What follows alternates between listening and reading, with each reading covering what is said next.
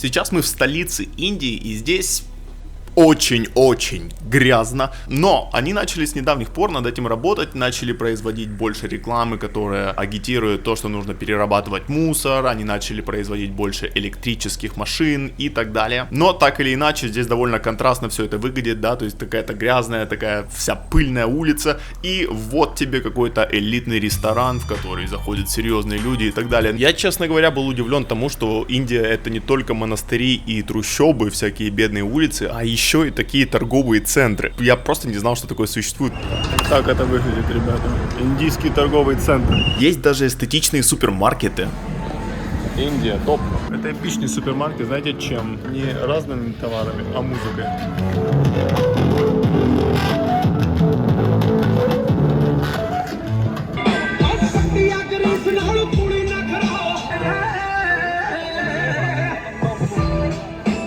Очень часто так громко кто-то врубает и никого не парит. Вот так выглядит вечерний Дели. Gonna go to the restaurant, come bar, man. Вообще буддизм считается одной из самых мало практикуемых религий в Индии. Он составляет примерно 0,8% вообще из всех религий Индии. И да, я знаю, что буддизм сам по себе не считается религией, а это скорее что-то вроде философии плюс набор духовных практик. И в буддизме якобы не поклоняется какому-то единому богу, да, Будда не считается богом в буддизме. Однако ответвлений буддизма настолько много, и они все так сильно друг от друга отличаются, что давайте я не буду в это сильно углубляться и не буду слишком усложнять, так что я буду просто говорить так, как я знаю, поэтому да, если вас это оскорбляет, вы буддист, sorry, окей? Тростниковый сок. Берется тростник, вот эти палки, да?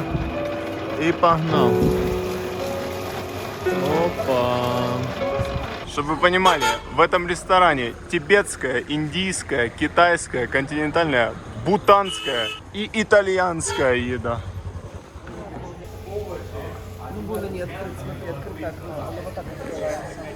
Ну, как бы обычный пожар.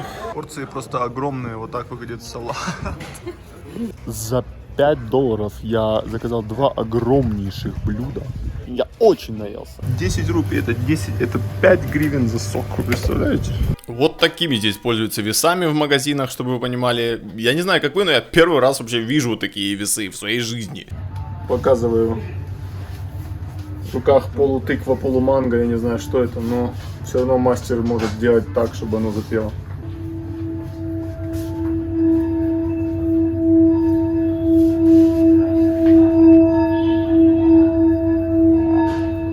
Вы еще не просветлели?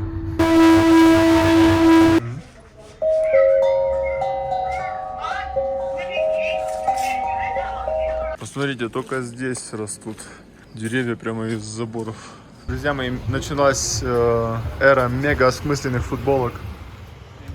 Знаете, know when you are, просто нет, когда ты. Название Жим-Жим.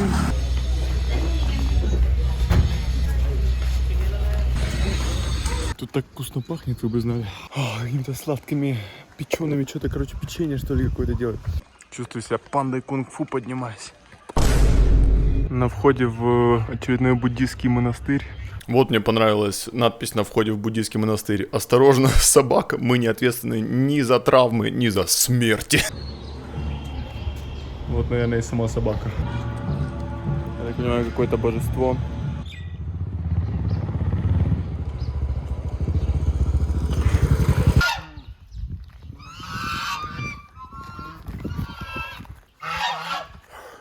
Итак, за эти 30 минут, пока я был здесь, на меня чуть не напали гуси. Или кто это вообще? Также на меня налаяла вот это все-таки собака. Оказалось, это овчарка. Слава богу, она была на цепи. Это того стоило. Ну, эмоции разноплановые, как видите, да? Ох, ёх, попали на индусскую свадьбу, ребята.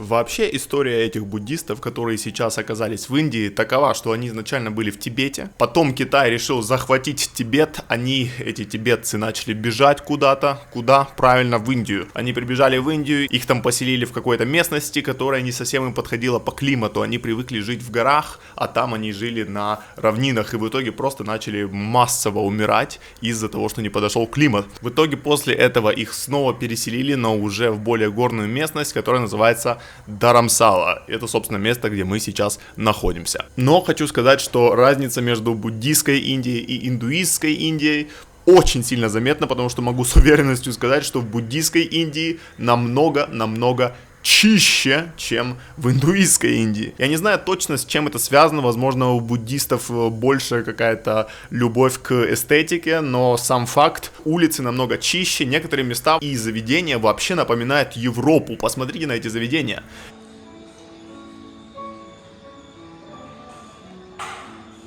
Какой вайб, реально. Продолжая тему эстетики, просто посмотрите на то, как разукрашивают буддийские храмы снаружи, изнутри. Сравните это с нашими православными церквями, это вообще просто небо и земля. Просто посмотрите, какое внимание к деталям, просто какие-то деревья, тучки, летающие существа. В одной книге я читал, что каждый цвет в этих изображениях должен строго соответствовать тому, что указано в древнейших священных писаниях. Да, то есть это не просто красивые рисунки, это еще и должно приводить в определенное состояние сознания, в котором легче практиковать духовные техники. Можно также это сравнить с индуистскими храмами, но, правда, посмотрите, вот этот считается очень древним. Кстати, в большинстве храмов запрещено ходить в обуви, потому что обувь считается грязной духовно и энергетически, поэтому вот вам фотография меня стоящим босиком в храме. Справедливости ради я должен сказать, что многие индуистские храмы тоже очень красочные. К сожалению, внутри индуистских храмов просто запрещено снимать, поэтому, ну вот, понаслаждайтесь только ими извне. Вот это да. Ну и можно сравнить еще с храмами сикхизма, еще одной религии в Индии. Вообще сикхизм — это очень интересная религия. Там, как нам сказал гид, объединили все самое лучшее из индуизма и ислама. И вот что получилось. Мне больше всего понравилось, что каждый последователь сикхизма должен иметь на себе 5 предметов. Это, внимание, специальные трусы, специальный кинжал, который нужно всегда при себе держать, даже в самолете. Окей, а в самолете запрещены все режущие предметы, поэтому они берут такой специальный маленький кинжальчик, который разрешают брать в самолет. Специальную расческу, специальный браслет и нестриженные волосы, которые прячут под тюрбан, да, это их головной убор. Люди, которые всегда ходят в таких вот тюрбанах. Возвращаемся к буддизму. Очень важное место в буддизме также занимает изображение и статуи божеств. Если вы, как я, то вы, наверное, сейчас недоумеваете, как это... Там нету бога, но там есть божества. Ну, все не так просто. Божества в буддизме олицетворяют некоторые аспекты нашего высшего сознания, просветленные состояния нашего ума. Опять-таки, я не буду сильно в это углубляться, но можно это так описать. Одно божество олицетворяет абсолютное сострадание, другое божество олицетворяет реализацию, третье олицетворяет исцеление и так далее, да, то есть каждое божество ответственно за свой аспект. И во время практик буддисты визуализируют этих божеств и как бы сонастраиваются с их идеей и взращивают в себе вот эти качества, например, абсолютного сострадания, исцеления и так далее. Сейчас наедине с вами отправляюсь в храм Далай-ламы. Он находится буквально в 350 метрах отсюда.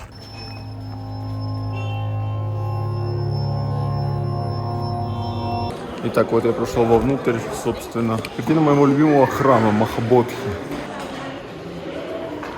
Мой любимый храм — это не потому, что я там много раз был, а потому что я его увидел один раз в Инстаграме, и мне он очень понравился. Это как, знаете, да? Опять хочу в Париж. А что, вы уже там были? Нет, уже хотел. Знаете, откуда такой красивый вид? Из туалета в храме Далай-ламы. Вот так выглядит туалет. Писаешь на стенку, сливается все и постепенно идет вот так вот вправо. Зато вид такой, когда писаешь. Вот эти ступы, они в буддизме символизируют что-то, но я не помню что. Поэтому, ребят, подписывайтесь на канал, ставьте лайк. Смотрите, эти молитвенные барабаны. Якобы крутишь, и карма очищается. Но я карму, конечно, хочу очистить, но не хочу пачкать руки. Поэтому карма останется прежней, и руки тоже. Все-таки начал я крутить эти барабаны, ребята, карма будет чиста. Суть этих молитвенных барабанов в том, что вовнутрь кладут очень много священных мантр, и прокручивая этот барабан, люди очищают свою карму и нарабатывают навык вот этой вот мантры. А вот в этом барабане мне говорили вообще миллион этих свитков с молитвами, поэтому один раз прокрутил, просветлел не только ты, а еще и те, кто смотрели. Поэтому, ребята, поздравляю вас с просветлением. В этом монастыре иногда проводились такие церемонии с таким длительным пропеванием молитв, и, я так понимаю, кто-то неправильно настроил микрофон, слетела громкость, поэтому просто послушайте, как оно звучало.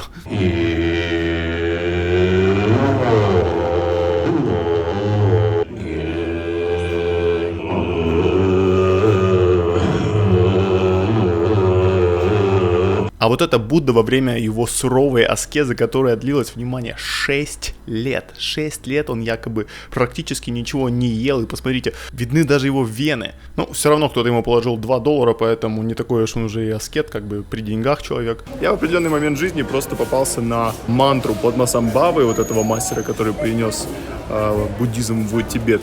И я просто послушал ее несколько раз, и я понял, что она оказывает на меня определенное влияние. То есть я бы назвал это энергией. Ощущая вот эту энергию, я начал понимать, что ага, что-то в этом есть, в этом буддизме, начал больше его изучать. И таким образом оказалось, что действительно как бы это оказывает определенный психологический эффект, физиологический эффект и так далее. Поэтому, не знаю, может и вы попробуйте, да, можете послушать мантры буддистские, или не только буддистские, какие-то индуистские, не знаю, и посмотреть, какой эффект это оказывает на вас, как бы. Не буду в это углубляться, но продолжу молиться за вас, ребят. Одна из самых универсальных буддийских практик, не только для монахов, но и вообще для любого человека, это повторение мантры Om Mani Padme Hum. Это, можно сказать, самая основная мантра в буддизме вообще. Это мантра, которая связана с божеством абсолютного сострадания. Посмотрите, я просто обожаю, как его изображают. У него 1000 рук, то есть символизируется, что он готов прийти на помощь, да, оказать эту руку помощи ко всем существам во всех мирах. Поэтому, ну, ребят, если с вами это резонирует, можете попробовать. Считается, что это довольно-таки мягкая практика и, ну, очень эффективная. Вот по себе знаю, что она мне очень сильно помогла, эта мантра. Чуть подробнее, как вообще это практиковать, я выложил видео на втором канале, оно на английском. Ну, или же просто изучите больше этот вопрос в интернете, напишите мне, я не знаю. Ну, в общем, опять-таки, если с вами это резонирует, ну, я считаю, что можно попробовать. Пообщавшись с одной монахиней, я услышал такую мысль, что буддизм — это самый безопасный духовный путь, но нужно быть готовым к тому, что во время практики могут вылезти какие-то внутренние конфликты, и, ну, есть такое, что может быть не очень приятно, поэтому нужно учитывать, что это не из-за буддизма, скажем, вот это все появляется, а просто потому, что оно и так было внутри и просто выходит на поверхность. И те, кто пишет, что это идолопоклонничество и что я грешник, что я во все это верю, слушайте, я молюсь за то, чтобы у вас в сердце установился мир и за то, чтобы вы не попались мне на улице, потому что со мной всегда травмат, окей? Еще одним очень интересным аспектом эстетики буддизма является мандала. Это то, чем занимаются монахи вот сейчас на ваших глазах. Мандала — это красивое геометрическое, симметрическое изображение, которое тоже используется, ну, как минимум для красоты и как максимум для духовных практик. Якобы, чтобы сознание центрировалось и так далее, но опять-таки я не буду сильно углубляться. Как видите, это требует очень скрупулезного внимания, и самое интересное, что по готовности эту мандалу просто выставляют там на несколько дней, если я не ошибаюсь, и потом ее просто уничтожают. Это символизирует один из самых важных аспектов буддийской философии, то что нет ничего постоянного в этом мире. Вообще складывается впечатление, что монахи здесь живут очень разнообразной жизнью. Они ходят с айфонами, ездят на мотоциклах, сидят в кафешках и пьют кофе там, или что там они пьют, я не знаю.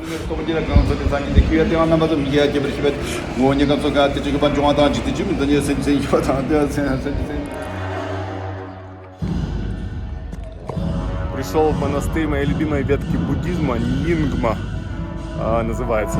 Сейчас посмотрим, что здесь.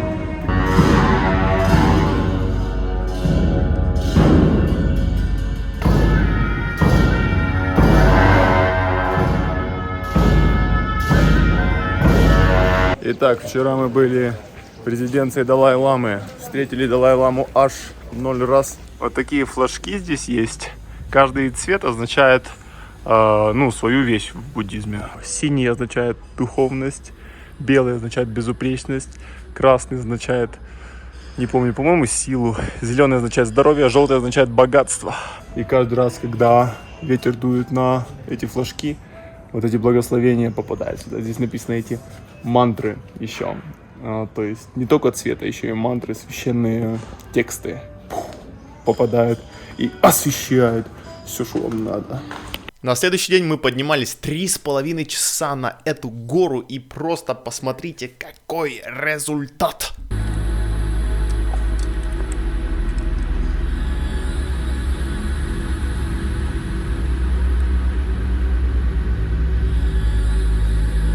Заказал сэндвич за 170. Вы ожидали, что такое, наверное, может быть огромный, как моя голова? Классическое отсутствие душевой кабинки. Ну, вы же знаете, ребят. Вы же все знаете.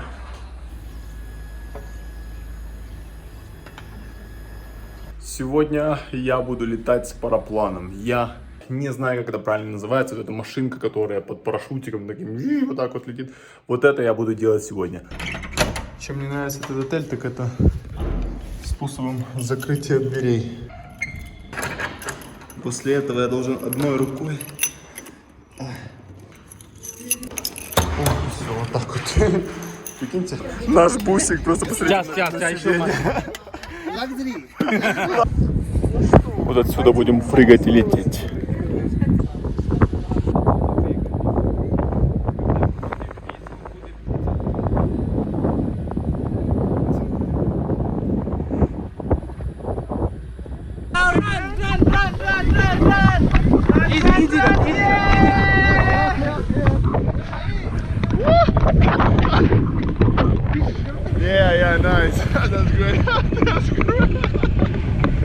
И самое интересное, знаете, что я чувствовал в этот момент?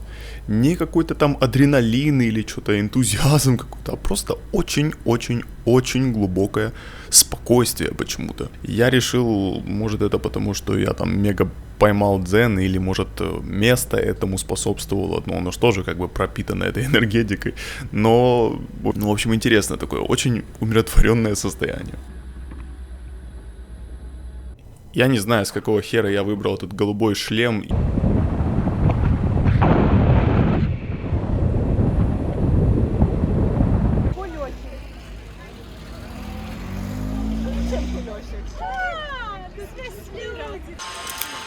Что, ребят, спасибо за просмотр. Очень было приятно с вами провести время в буддийской Индии. Мне очень понравилось, надеюсь, и вам. И до встречи.